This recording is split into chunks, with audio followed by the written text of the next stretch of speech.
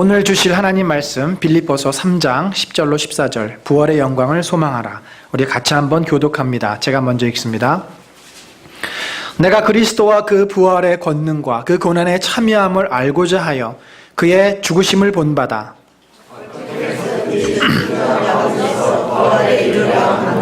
내가 이미 얻었다 함도 아니요 온전히 이루었다 함도 아니라 오직 내가 그리스도 예수께 잡힌 바 된 그것을 잡으려고 달려가노라. 나는 아직 내가 잡은 줄로 여기지 아니하고 오직 한 일, 즉 뒤에 있는 것을 잊어버리고 앞에 있는 것을 같이 읽습니다. 표대를 향하여 그리스도 예수 안에서 하나님이 위에서 부르신 부름의 상을 위하여 달려가노라. 아멘. 여러분, 저야 별 볼 게 없는 사람이지만 제 이 오른편에 있는 이 꽃은 참 아름답지 않습니까? 이렇게 부활절과 특별히 추수감사절 때가 되면 이제 그 전에 섬기던 교회 꽃을 하시는 집사님이 계시는데 꼭 저희 교회를 위해서 이렇게 꽃을 보내주십니다. 근데 오늘은 다른 때하고는 좀 다르게 가운데 그 하트 모양이 있는데 왠지 저 가운데 한 두 사람이 들어가서 얼굴을 딱 이렇게 하면은 그 아주 멋진 기념사진이 될 것 같아요. 그래서 평소에 좀 썰렁하게 지내시는 부부들 오늘 좋은 기회입니다. 이따 끝나고 여기 오셔서 반드시 기념 촬영하시고 또 엄마하고 아이하고도 좋습니다. 아이들끼리도 좋고 너무 감사하죠. 그래서 부활을 감사하며 기뻐하며 이렇게 또 귀한 꽃을 보내주신 집사님께 너무 감사드리고요. 우리가 또 이런 걸 볼 때마다 하나님의 은혜를 다시 한번 확인하시기를 바랍니다. 여러분, 이 세상에 있는 많은 그 사건들이 있습니다. 그 사건들 가운데 가장 강력한 반전이 있는 사건을 들라고 한다면 저는 주저하지 않고 십자가와 부활 사건이라고 말씀드리고 싶습니다. 우리가 드라마를 즐겨보죠. 드라마가 재밌는 이유는 뭡니까? 스토리가 쭉 진행이 되다가 전혀 예상치 못한 것으로 갑자기 이것이 턴할 때 그때 드라마를 보는 재미를 우리가 느낍니다. 이것은 재미 이상이죠. 굉장한 사건입니다. 사실 예수님을 따라서 제자들이 얼마나 많은 시간 동안 그 가르침과 특별히 하나님의 나라가 이 땅에 이루어짐을 소망하며 그렇게 다녔겠습니까? 3년 동안 제자들은 자기의 그 직업도 다 내팽개쳐 놓고 예수님을 통해서 이 땅에 하나님의 나라가 세워질 것을 소망하며 따라다녔습니다. 그래, 예수님을 따라다니다 보면 하나님의 영광스러운 나라가 저 로마를 다 몰아내고 이 땅에 세워질 거야. 그때 내가 한자리 하겠지. 모두들 그런 마음을 가지고 기대감을 가지고 예수님을 따라다녔습니다. 그런데 예수님께서 어느 순간부터 내가 곧 고난도 당하고 십자가에서 죽어야 한다. 그런 말씀을 하기 시작을 합니다. 그런데 제자들은 그 말씀이 너무 듣기 싫었습니다. 듣지 않았습니다. 그리고는 어떻게 잘 되겠지. 예수님이 괜히 저러시는 거야. 그렇게 인정하지 않고 다녔습니다. 그런데 그 우려했던 사건이 드디어 현실로 다가온 거죠. 예수님은 너무나 맥없이 너무나 무기력하게 군병들에 의해서 잡혀갑니다. 아무런 저항도 아무런 대꾸도 하시지 않고, 그래서 이사야서에는 도수장에 끌려가는 양과 같았다. 아무런 반항 없이 그렇게 예수님은 군병들에 의해서 잡혀가셨고 채찍에 맞으셨고 비참한 모습으로 십자가에 매달리셨습니다. 제자들은 속으로 생각했습니다. 이게 아닌데, 우리가 이거를 기대하고 예수님을 따른 것이 아닌데. 너무나 크게 실망하고 좌절한 나머지 예수님이 잡혀가는 그날 밤에도 모든 제자들은 다 뿔뿔이 흩어졌습니다. 오로지 베드로만 멀찍이 예수님을 따라갑니다. 그러나 베드로마저도 어떻게 됐습니까? 대제사장의 그 집들 앞에서 무려 3번이나 내가 저를 알지 못한다 저주하며 예수님을 부인하고 맙니다. 드디어 예수님이 십자가에, 오늘이 주일이니까 이틀 전 금요일 오후 3시에 십자가에서 운명하십니다. 텔레스타이, 다 이루었다. 모든 인간의 죄값을 다 지불하셨다라고 선포하시고 십자가에서 운명하셨습니다. 그 순간은 제자들에게, 예수님을 따르던 자들에게 절망의 순간이었습니다. 더 이상 소망이 없습니다. 이 땅에 하나님의 나라를 세우는 그 일은 이제 끝났습니다. 그들은 깊게 실망해서 각자 제 갈 길로 흩어졌습니다. 베드로와 요한과 야고보는 다시 갈릴리 저 북쪽으로 올라가서 고기를 잡습니다. 나머지 여인들도 다 집으로 돌아갔습니다. 이제 예수를 따랐던 그 공동체는 완전히 붕괴되고 와해돼 버렸습니다. 그런데 아무도 예상치 못했던 일이 벌어졌습니다. 예수님을 평소 사랑하는 마리아, 예수님이 돌아가신 그 다다음 날, 혹시 예수님의 시신이 어떻게 됐을까봐 그 무덤 곁으로 갔습니다. 그런데 무덤이 열려 있습니다. 어떻게 된 일이지? 안으로 들어가 보니까 무덤이 비어 있습니다.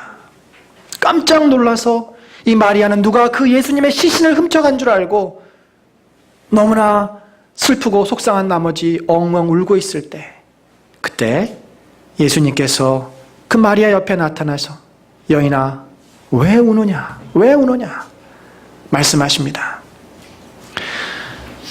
마리아는 예수님이 살아나실 거라고 전혀 상상을 하지 못했습니다. 그 후에도 예수님은 엠마오로 가는 제 도상의 제자들에게 나타나시고, 그리고 제자들이 모여 있을 때 나타나시고, 갈릴리 바닷가에서 나타나십니다. 얼마나 제자들이 놀랐겠습니까? 얼마나 제자들이 기뻤겠습니까? 우리가 상상할 수 없고 우리가 알 수 없는 그 기쁨과 놀람이겠죠. 예수님의 부활이 없었더라면 기독교는 오늘날 우리들에게 전해져 내려오지 못하고 예수님 당시에 한 이단 종파로 끝나고 말았을 것입니다. 예수님 후에, 예수님이 부활하신 후에 사도행전에 보면 이런 기록이 있습니다. 제자들이 목숨을 걸고 복음을 전하고 예수님을 전하자 그 가운데 지혜로운 자가 이렇게 말을 하지 않습니까? 저들이 전하는 도가 진리라면 아무도 막을 자가 없다. 그러나 저들이 전하는 도가 사사로운 도라면, 그것이 인간으로부터 나온 것이라면 곧 소멸될 것이다. 그렇죠. 오늘날도 이단들이 그렇습니다. 내가 재림 예수다 아무리 외쳐도 그것은 거짓이기 때문에, 자기가 재림 예수라고 외치던 사람이 죽으면 그 세력은 몰락하고 맙니다. 부활은 우리 신앙에 있어서 가장 중요한 사건입니다. 예수님이 부활하셨기 때문에 우리가 구원을 받을 수 있었고, 예수님의 죄의 권세를 이기고 살아나셨기 때문에 우리가 더 이상 죄의 지배를 받지 않아도 됩니다. 예수님은 부활하셨을 때 채찍에 맞은 상한 몸으로 부활하시지 않았습니다. 새로운 몸으로, 온전한 몸으로, 거룩한 몸으로 부활하셨습니다. 그것은 무엇을 말해줍니까? 바울이 그렇게 우리에게 고백합니다. 예수님은 첫 열매로서 부활하셨다. 너희들을 위해서 맏아들로서 부활하셨다. 그 얘기는 우리 역시 죽음에서 생명으로 부활할 것임을 보여주는 사건이죠. 예수님은 우리 또한 살리실 것입니다. 그래서 성도들은 죽는 것이 아니죠. 이미 죽은 성도들은 주님 앞에 가는 순간 그 영혼은 죽지 않고 영원히 살아납니다. 다시 그 몸이 살아날 것입니다. 그리고 살아서 믿는 자들은 비록 육신은 썩어질 것이고 땅에 사라지겠지만 우리의 영혼은 예수님을 믿는 그 순간부터 우리는 죽음을 보지 않습니다. 죽는 것이 아니라 이별하는 것이고 잠자는 것이다. 성경은 그렇게 기록을 합니다. 우리는 부활을 통해서 죄를 입고 있는 이 몸이 온전하고 영광스러운 몸으로 변화될 것입니다.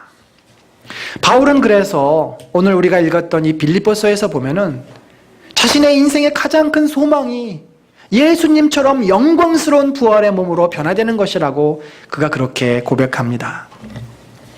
여러분, 만약에 저와 여러분이 지금 감옥에 갇혀 있다라고 한다면, 차디찬 감옥 바닥에 지금 앉아 있다라고 한다면 가장 큰 소원이 뭐겠어요? 어서 속히 그 감옥에서 나와서 따뜻한 차라도 한 잔 마시고 편안한 침대에 누워서 좀 쉬는 것 아니겠습니까?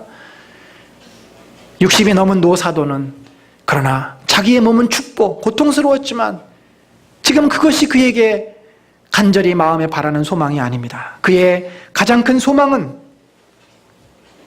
바로 예수 그리스도처럼 고난과 고통을 이기고서 부활의 영광에 들어가는 것이었습니다. 오늘 우리 10절, 11절 다시 한번 읽어보겠습니다. 시작. 내가 그리스도와 그 부활의 권능과 그 고난에 참여함을 알고자 하여 그의 죽으심을 본받아 어떻게 해서든지 죽은 자 가운데서 부활에 이르려 하노니. 바울의 인생의 가장 큰 목표는 예수 그리스도를 닮는 것입니다. 예수 그리스도의 온전한 모습을 닮는 것입니다. 근데 그 가운데 가장 최종적으로 닮아야 될 예수님의 모습은 고난과 고통을 지나서 부활에 이르신 부활의 영광을 누리시는 예수 그리스도의 목표가 자신의 인생의 참된 목표라, 이렇게 고백을 합니다. 왜 바울은 부활의 예수를 닮기 원합니까? 그 영광을 사모합니까? 그것은 바로 자기 자신이 얼마나 큰 죄인이고 불완전한 인간인지를 잘 알고 있기 때문입니다. 12절에 보면요, 내가 이미 얻었다함도 아니요 온전히 이루었다함도 아니라. 사도 바울 하면 우리는 어떻게 생각합니까? 야, 저 사람 굉장한 사람이다. 예수님 다음으로 신약에 있어서 대단한 인물이다. 복음을 얼마나 많이 전했습니까? 그가 얼마나 성경을 많이 기록했습니까? 그러나 그 자신은 늘 연약함 때문에, 자기의 죄 때문에 고민하며 갈등하며 괴로워하는 자였습니다. 그가 성경에 보면은 자기를 어떻게 표현하냐면, 내가 죄인 중에 괴수다. 내가 죄인 중에 괴수다. 내가 얼마나 큰 죄인인 줄 당신들이 아느냐. 그는 살인자였고, 그는 교회를 핍박하는 자였고, 심지어 그 마음속에서 계속해서 일어나오는 그 악한 생각들 때문에 하나님 앞에 늘 고개를 숙이지 않을 수 없는 그런 연약한 인생이었습니다. 로마서 7장에 보면은 오라 나는 공고한 사람이로다. 누가 나를 이 사망의 이 몸에서 나를 건져낼 수 있겠는가? 오라 나는 너무나 고통스럽구나. 내 몸에 또 다른 법이 있어서 육신의 법이 나를 지배하려고 든다. 바울은 복음을 선포하고 예수 그리스도의 부활을 선포하는 자였지만 자기 마음속에서 늘 육신의 그 소욕이 자기를 지배하려고 드는 그 갈등을 경험했던 사람입니다. 따라서 그는 늘 주님의 영광스러운 부활의 모습을 소망합니다. 내가 주님처럼 부활의 영광에 이르러야 내 이 죄가, 내 이 근본적인 연약함이 극복될 것인데, 저는 개인적으로 목사로서 이 바울의 마음을 누구보다도 잘 이해하고 누구보다도 잘 받아들일 수 있을 것 같습니다. 왜냐하면 저 역시 제가 이렇게 말씀을 선포하고 또 복음을 전하고 성도들을 섬기는 사람이지만 얼마나 제 마음속에 더러움이 있고 악한 것들이 있고 죄악들이 가득 찬지, 도무지 이 모습으로 주님 앞에 선다는 것이 있을 수 없고 부끄럽고 감당이 안 되는 죄인임을 날마다 제가 고백합니다. 저도 어서 속히 이 육신의 연약함에서 벗어나서 주님의 부활의 영광, 온전한 모습으로 변화되기를 소망함이 있습니다. 사랑하는 성도 여러분, 우리 인생의 목표는 무엇입니까? 우리는 무엇을 위해서 열심히 일하고 애를 쓰고 살고 있습니까? 가만히 따지고 보면은 이 땅에 먹고 사는 문제가 나의 굉장히 큰 관심과 인생의 목표인 것처럼 그렇게 생각이 됩니다. 우리 아이들을 교육 잘 시켜서 훌륭한 사람 만드는 거, 그거 굉장히 중요한 목표입니다. 그런데 여러분, 잘 먹고 잘 사는 것이 내 인생의 목표라면 그 다음에는 뭘까요? 우리 인간이 잘 먹고 잘 산 다음에 그 마지막은 어떻게 되죠? 결국 우리 모두는 죽음 앞에 다다르게 됩니다. 사실 그래서 어찌 보면은 우리 모두는 죽음을 위해서 살아가는 거예요. 우리 모두는요, 다 시한부 인생입니다. 내가 앞으로 한 달을 살지, 10년을 살지, 1년을 살지, 100년을 살지 모릅니다. 얼마큼 살더라도 우리는 어차피 다 시한부 인생이에요. 그 기간 동안 우리는 잘 먹고 잘 살기 위해서 몸부림칩니다. 그러나 우리 모두는 마지막 파이널 죽음의 선상에 다 이릅니다. 그래서 이 예일 대학의 그 셜리 케이건이라는 교수는 그의 명강의, 죽음이라고 하는 명강의 17년 동안 가장 인기 있는 강의인 이 데스라고 하는 그 강의에서 죽음은 나름대로 좋은 거다. 우리가 그걸 받아들여야 된다. 그렇게 얘기를 해요. 안 그러면 너무 고통스럽기 때문에.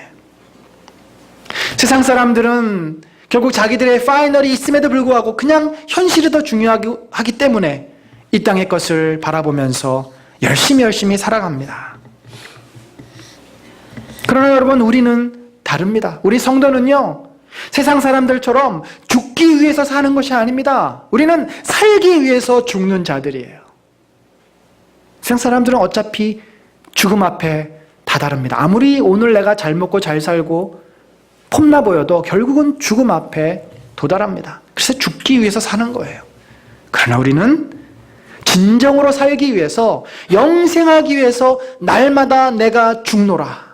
나의 죄성을 내가 죽이고 나의 교만함을 죽이고 날마다 믿음 안에서 그렇게 살아가면 우리는 진정으로 영생의 축복에 들어가게 될 것입니다.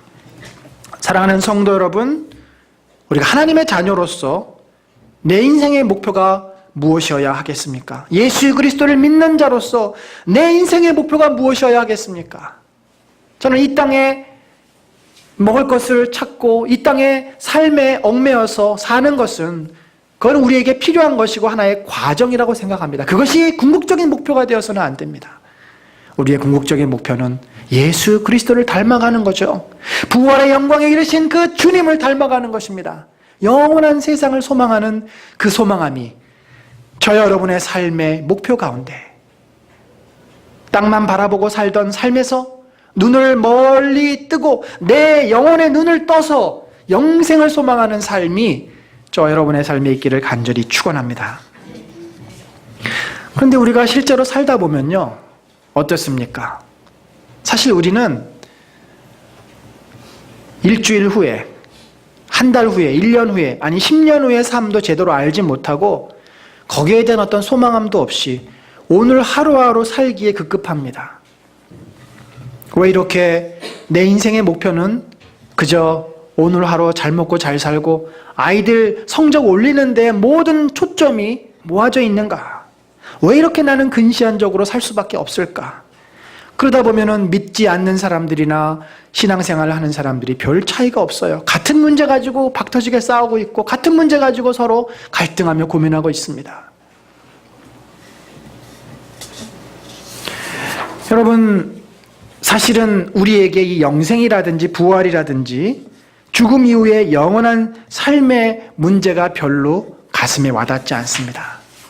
당장 지금 내 코앞에 닥친 문제가 너무 크다 보니까, 그것에 마음이 온통 빼앗겨 있다 보니까 부활하신 주님, 부활하셨다라고 우리가 받아들일 수는 있지만 그것이 나에게 지금 어떤 의미로 다가오는지 잘 모른다는 거죠. 좀 전에 말씀드렸던 이 셜리 케이건이라고 하는 이 예일대 윤리철학과 교수는 그의 그 데스라고 하는 책, 그 명강의에서 영생에 대해서 이렇게 이야기를 합니다. 나는 영생이라는 것이 있는지도 잘 모르겠지만 설사 있다고 해도 영원히 그 시간이 없이 영원히 지속되는 그것을 견딜 수가 없다. 아무리 좋은 것이라 하더라도 오래 가면은 지루해지는 법인데 어떻게 그 지루하게 영원한 삶을 살 수 있겠는가? 얼마나 현실적인 눈에서 바라보는 영생의 정의입니까? 그만큼 이 미국에서 내노라하고는 엘리트, 그 석학도 영생을 이해하지 못하고 영생을 싫어해요. 영생은 그에게 너무나도 막연한 그런 개념입니다. 그러면 우리는 주님의 부활하심, 그리고 영원한 삶에 대해서 어떻게 받아들여야 하겠습니까? 어떻게 우리가 그것을 느낄 수 있을까요? 성경은 여기에 대해서 아주 매우 중요한 말씀을 한 구절 주셨습니다. 우리 요한복음 17장 3절 같이 읽습니다. 시작. 영생은 곧 유일하신 참 하나님과 그가 보내신 자 예수 그리스도를 아는 것이니이다. 여러분 놀랍지 않습니까? 성경에서 영생을 시간이 멈춰진 채 영원히 사는 것이라고 정의하지 않습니다. 그것은 당연한 거예요. 그것은 이 영생이란 단어 속에 이미 담겨져 있는 정의입니다. 성경에서 말하고 있는 영생의 의미는 예수 그리스도를 아는 것이다. 예수 그리스도 자체가 영원한 분이십니다. 알파와 오메가십니다. 시간을 창조하신 분이십니다. 부활의 주님이십니다. 그래서 이미 우리가 예수님을 믿고 예수님을 만난 자에게는 영생을 얻었다. 성경을 말씀하죠. 죽었던 영혼이 살아나는 그 순간 우리의 영생은 이미 시작이 된 겁니다. 저와 여러분은 이미 영생을 경험하고 있고 영생을 시작하였어요. 왜요? 우리 안에 예수 그리스도가 계시기 때문에. 그분이 영생이십니다. 그분이 영원한 분이십니다. 그래서 그분을 알아가고 그분을 경험하고 주님과 동행하는 삶이 바로 영생의 삶인 겁니다. 쉘리 케이건 교수가 놓친 것이 있습니다. 바로 영생이 관계라는 거죠. 영원하신 주님과의 깊은 관계를 그가 알지 못했던 겁니다. 저에게 3월, 4월은 특별한 달입니다. 물론 고난과 부활 주간이 있어서도 그러겠지만 저에게 새로운 삶의 이 행복과 사랑을 알게 해주셨던 우리 장인어른이 4년 전 3월 19일 날 소천하셨습니다. 또 저희 아버지도 2년 전 4월 30일 날 소천하셨습니다. 그래서 3월, 4월은 저의 부모님들이 주님 곁으로 간 그런 날입니다. 또 우리 두 분 권사님, 두 분 권사님에게 있어서도 이 천국이라고 하는 것은 그렇게 먼 곳이 아닙니다. 우리 이재열 집사님, 이상희 집사님이 계신 곳이고 사랑하는 내 남편이 계시는 곳이죠. 여러분, 관계를 통해서 우리는 영원한 세계, 천국, 영생이 결국 나로부터 멀리 있고 내가 도무지 이해할 수 없는 곳이 아니라 그것은 나에게 이미 다가왔고 내가 갈 곳이고 내가 경험할 수 있는 그러한 실제적인 것임을 우리는 알게 됩니다. 사랑하는 성도 여러분, 우리는 이 땅에 머리를 박고 이 땅의 것만 바라보고 살고 있습니다. 그래서 이 땅에 보이는 것이 전부인 줄 알고 그렇게 속으면서 때로는 착각하면서 살아갑니다. 그러나 여러분, 진리는, 진실한 것은 보이지 않는 곳에 있습니다. 우리 주님 계시는 영원한 곳이 있고 그것은 영생하는 곳입니다. 이미 믿음의 선진들, 우리의 부모님들, 우리의 사랑하는 남편들, 또 가족들이 가 있는 곳입니다. 오늘 우리는 부활절을 또 지키면서 부활하신 주님을 우리들이 기억하며 묵상합니다. 부활하신 주님, 그 주님은 나에게 영원한 생명으로 다가오셨습니다. 비록 내 마음에 영생에 대한 그 확실한 그림이 없을지라도, 내가 영생을 지금 분명하게 바라봤고 경험하지 못했을지라도 예수 그리스도를 통해서 부활하신 주님이시요 영원히 살아계시는 주님을 내가 경험함으로 말미암아 영생은 이미 나에게 시작이 되었고 부활은 나에게 매우 중요한 소망입니다. 우리도 반드시 죽음의 문턱에 설 것이고 그 죽음 이후에는 영원히 죽지 않는, 영원히 살아있는 영생을 경험할 것입니다. 주님은 우리를 위해서 먼저 부활하셨고 우리도 부활하실 것입니다.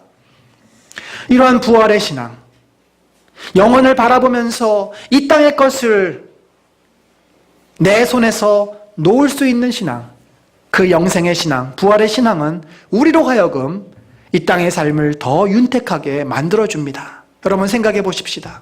우리가 붙잡고 있는 것들이 얼마나 많습니까?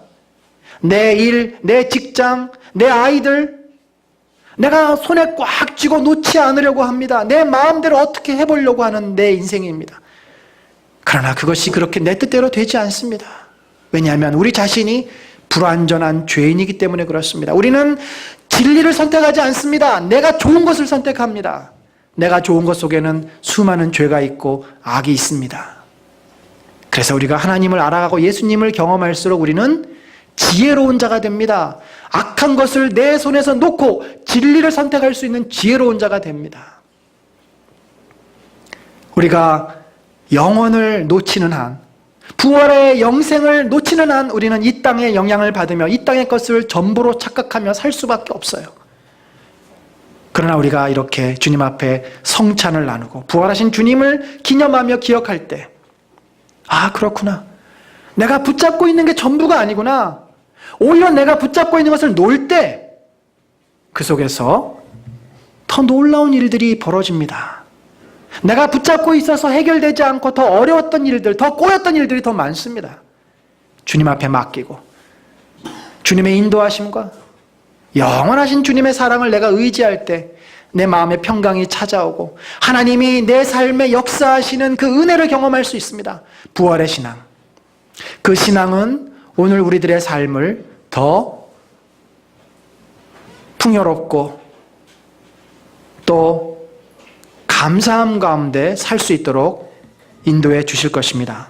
사랑하는 성도 여러분, 우리가 죽기 위해서 살지 맙시다. 세상 사람들처럼 땅의 것만 바라보고 결국 죽음의 문턱에 서서 후회하는 그런 인생 살지 맙시다.